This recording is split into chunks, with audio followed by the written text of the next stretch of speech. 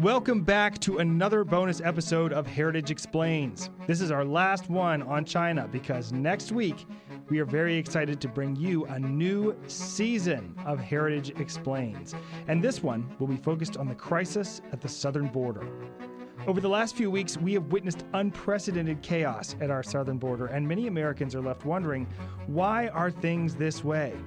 This season, we're going to answer that question and many more, such as who are these migrants? What laws are currently on the books? And what do we need to do to enforce better border policy?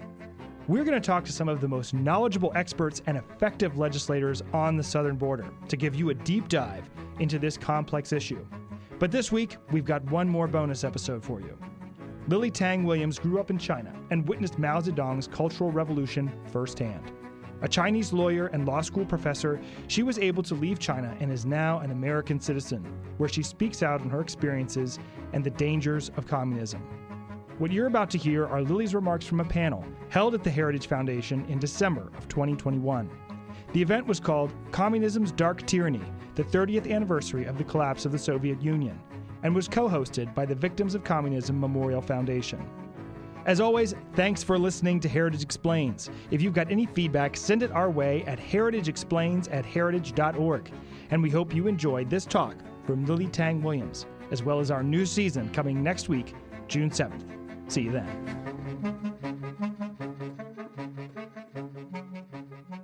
Well, thank you for having me. This is the first time I'm attending an in-person Heritage Foundation event.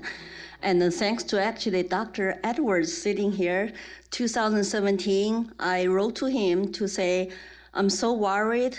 Our kids in this country don't know what happened under communism. They know very little about Mao's Cultural Revolution. I want to do something to educate youth. Then he referred me to the VOC academic program, so now I have been with them for 4 years. But the things are getting more and more scary because like you all said, thanks to our educational government and school system, our youth really don't know much. When I went to classrooms, they would be just, the eyes were huge to say, wow, that's very scary. We never heard such stories before. Even teachers would say, well, Lily, we did not know that. Well, they went to teachers' college. How are they going to teach our kids when themselves even don't know the horrors of communism and socialism? I was born in Chengdu, Sichuan province, right before Mao started the great proletarian cultural revolution. And my parents were illiterate workers. We should be the workers rule society. Everything's free, right? No, that's what our kids think today. It was not free except our horrible, primitive workers' row house provided by my dad's state factory. Everybody worked for state factory 6 days a week. And our community housing, probably nobody in this country wants to live in there. It's 8 families with children share one bathroom and share one water faucet. And if water is out, you cannot cook. It was very cold in the winter because the central planners in Beijing said, if you live in south of Yellow River, no heating. So I had a frostbite on my left foot. Every year I got infected because of the cold weather. But of course, we did not know anything true about the world. We were told that the Taiwanese people were suffering and American imperialism is really bad. And don't smile like ugly Americans. Capitalism, bloodsuckers, profits are horrible. We should be grateful for Mao, for Communist Party. So we go to schools, and we chant every day, like you talk about, need to read the books, long live my Mao, long live Communist Party, 10,000 years, double 10,000 years. You do a little dance and moves, and then you start to study your Chinese and math. And that's my life in government schools. I had no idea. I never challenged Mao is God or human. Why are we saying 10,000 years? Well, when the one party controls all the press, all the media, all the periodicals, all the education, all the industries, all the properties and everything, you have no way to know the truth. They even control the songs you're going to sing, and what comedy you're allowed to tell. And the girls, boys were not allowed to talk about romantic love and to talk about, oh, I love my parents because Chiang Mao is more dear. Imagine the clothes I'm wearing, like you said, get rid of 4 O's by Mao's Cultural Revolution. Get rid of old culture, old ideas, habits, and the customs. So Chinese traditional dress like this, very colorful and pretty, was banned. And your hair cannot lay down past your shoulder. And you cannot draw the art, it's not politically correct. And you cannot even listen to music except this awful Chinese emperor, like Chinese Peking opera designed by Chairman Mao's wife, Jiang Qing.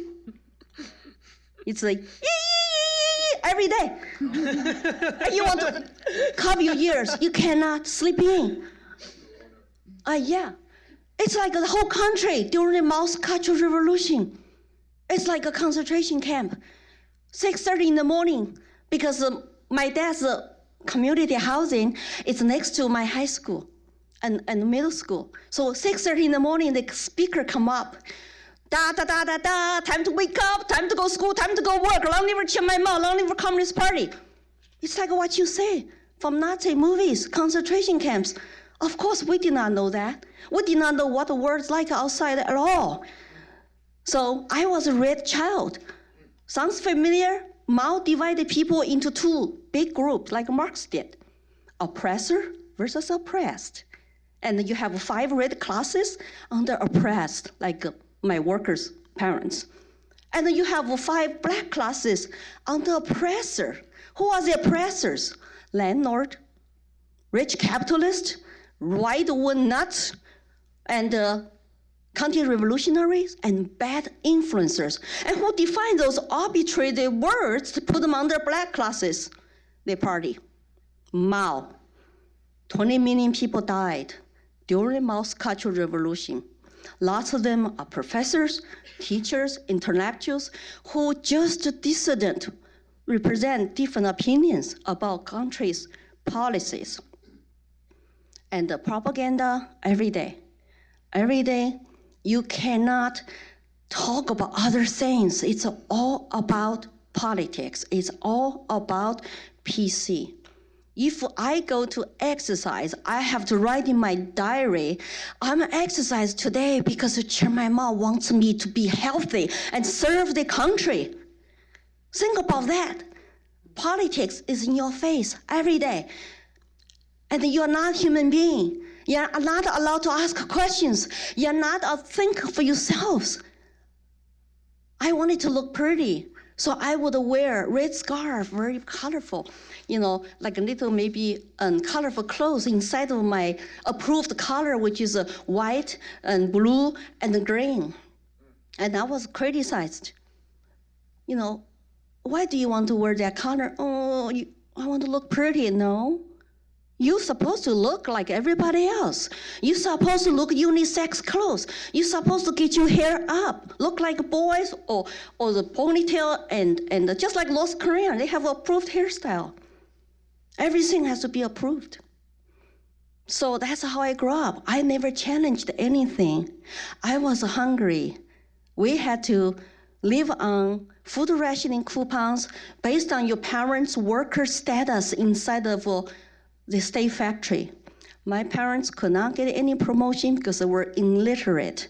And my dad, even though he was a Communist Party member, but because he was illiterate, he cannot move up. And he was in China that time fighting his Communist Party bosses because they treated him like an animal. Even though he's a worker, supposed to be workers' rule, right? That's what I'm saying to the young people today. They will put you up and sell you something and promise free stuff, and they will never come. And instead, 95% of people, I would say, equally poor and equally enslaved. You want to get some Chinese brand, like a government brand that time? Everything is one brand. Detergent, toilet paper, and detergent will take your clothes, brand new clothes color off after first wash. You have no choice of products. But hey, we should be happy. We should be grateful. That's our indoctrination government school tell us every day. So when Mao died, when I was 12, I just could not believe it. I thought he was like a god. At least I never asked a question. I learned a lot to ask a question because they control all the narratives and press. It's extremely political PC environment. The family, neighbors turn against each other, report on each other, and families supposed to be not loyal to each other. I had to keep my question to myself when he died. Oh, who lied to us? Who lied to my generation? Religions all were demonized. I was raised as Buddhist. I could not go to my temple to say, Buddha, bless me. No, you need to turn my Mao bless you.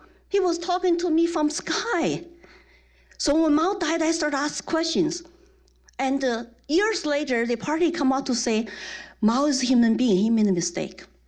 So it took me years to search for truth and to even go to law school in China, want to build a rule of law society. I still love my country. I was a patriot to change China. I was too naive. Once I become faculty member in law school, I realized I better get out of China because they're going to not allow me to live like a little bit, just a little bit free human being with some dignity, with some privacy. We had the Communist Party committee in every law school, every university department. Even today, Communist Party committee is at every private company over 100 people. Yeah, 100 is a magic number. Yeah, it's like this country, right? So it's long story short.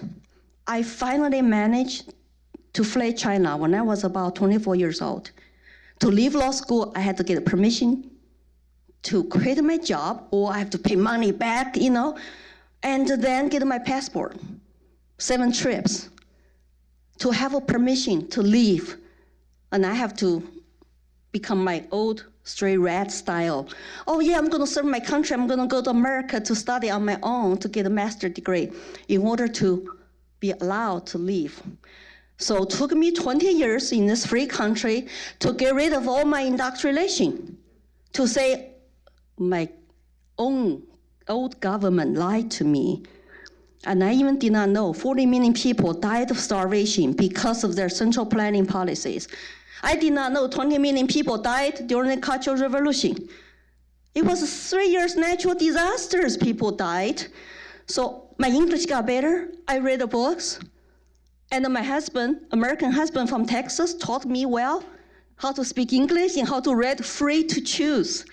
The free market capitalism that will enable you to have prosperity. My husband's watching, thank you. And anyway, but nowadays, I have been so scared once I wake up.